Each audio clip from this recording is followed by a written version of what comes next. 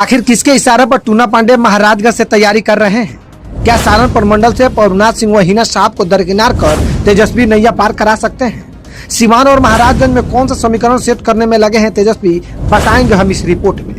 आखिर तेजस्वी यादव किस प्रकार की राजनीति करना चाह रहे हैं पूरे बिहार में? हाल ही में जिस तरह भाजपा के नेता टूना पांडे मीडिया में अपने बयान देकर माहौल बनाए हैं, इससे क्या साबित होती है? क्या सारण प्रमंडल से पवनाथ सिंह व दिवंगत पूर्व सांसद शहाबुद्दीन साहब के परिवार को बाहर कर लोकसभा के चुनाव में परचम लहरा सकते हैं तेजस्वी? आखिर किस तरह के परिवर्तन कर पुराने नेताओं को बाहर करने की साजिश Rajad party? BA, BCom, BSc, MA, MCom करें विश्व की सबसे बड़ी यूनिवर्सिटी इग्नू से। सॉल्व असाइनमेंट्स और गाइड बुक्स प्राप्त करें। संपर्क करें Mahakal computers, DAV PG college के पास, पंच मंदिरा मोड़ से दाहिने, सीवान। पार्टी में रची जा रही है, देखिए ये रिपोर्ट सिलसिलेवार तरीके से हम आपको बताएंगे।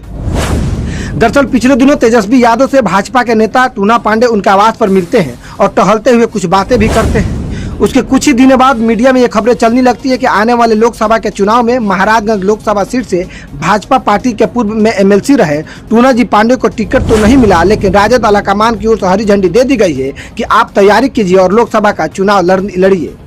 उसके बाद टूना पांडे का बयान आता है कि लगभग तय हो गया है कि महाराजगंज से चुनाव लड़ने का पार्टी की ओर से कह दिया गया है कि हमको कि चुनाव लड़ने की तैयारी कीजिए। वहीं लगभग 2 से 3 दिनों से देखा जा रहा है कि टूना पांडे अपने काफिलों के साथ दौरा भी शुरू कर दिए हैं और जनता के बीच जाकर आने वाले लोकसभा चुनाव के लिए आशीर्वाद भी मांग रहे हैं।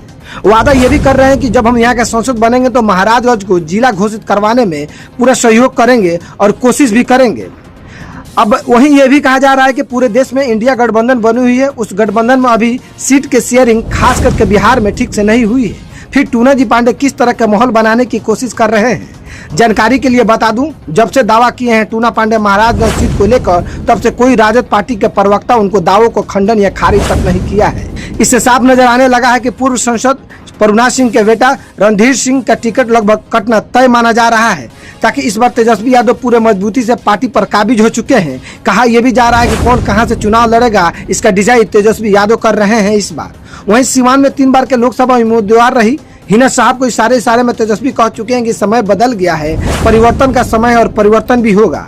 अब ऐसे में लगने लगा है कि परिवर्तन की झांकी सीवान से निकलकर अब महाराजगंज भी जा चुकी है। अब सवाल खड़ा यह होता है कि पूर्व विधायक और राजद से 2019 लोकसभा के उम्मीदवार रहे रणधीर सिंह को क्या टिकट कटना लगभग तय है, ताकि पिछले लोकसभा के चुनाव में भाजपा के जनार्दन सिंह सिग्रीवाल रणधीर सिंह को 2,30,000 मतों से हराए थे। इधर कई दिनों से रणधीर सिंह भी अपनी तैयारी कर रहे थे महाराजगंज से, लेकिन सीवान के साथ साथ महाराजगंज की चुनावी लड़ाई दिलचस्प होना भी तय बताई जा रही है। ताकि राजनीतिक जानकारी ये बता रहे हैं कि रणधीर सिंह भी पीछे नहीं हटेंगे अगर राजद चालाकी करती है तो। वहीं लोकसभा के चुनाव के बाद उसके अगले साल विधानसभा के चुनाव होनी है, अगर उस पर कोई कंप्रोमाइज होती है तो ठीक है, नहीं तो यहाँ से भी रणधीर सिंह निर्दलीय चुनाव मैदान में उतर जाएंगे।